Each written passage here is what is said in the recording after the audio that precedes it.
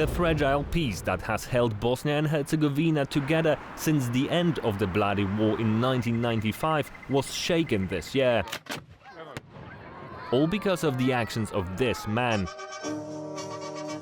Modern-day Bosnia and Herzegovina is home to three ethnic groups: Bosniaks, Serbs and Croats. This ethnic diversity was the primary driver behind the bloody Bosnian War that included an almost 4-year siege of Sarajevo by Bosnian Serbs.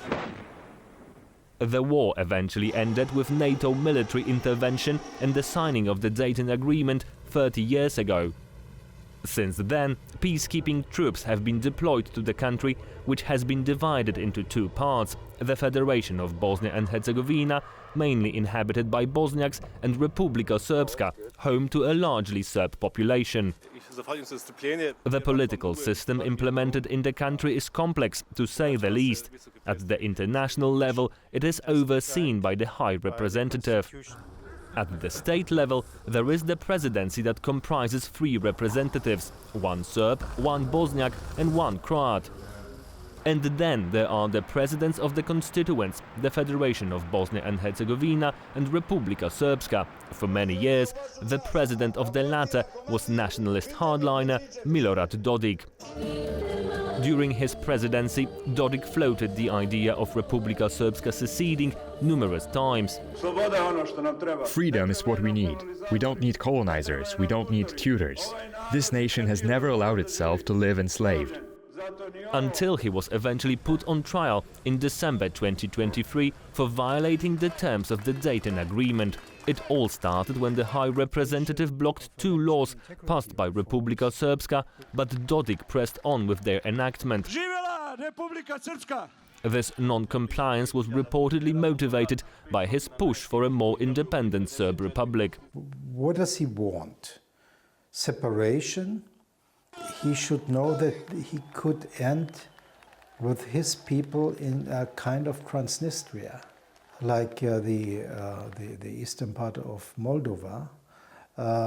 No recognition.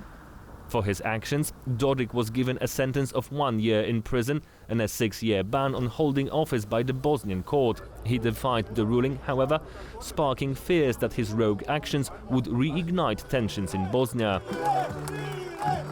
But in the summer, after Bosniak Muslims buried the newly recovered bodies of the Srebrenica massacre committed by Bosnian Serbs, a poignant testimony of the wounds that are still open in the country, Dodik made a surprising appearance in court and acknowledged the verdict, reportedly in return for the US lifting sanctions it had imposed on him.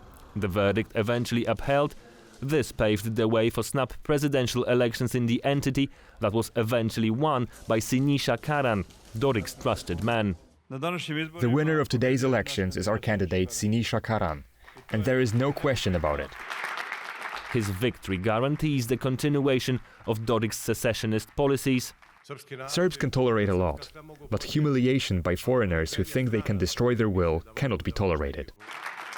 However, not for long, as the presidential post will be contested again in general elections next year. And given that Dodik's stand-in won by a small margin, Republika Srpska and Bosnia and Herzegovina as a whole might see a change of guard next year. Paweł Trzaskowski for TVP World.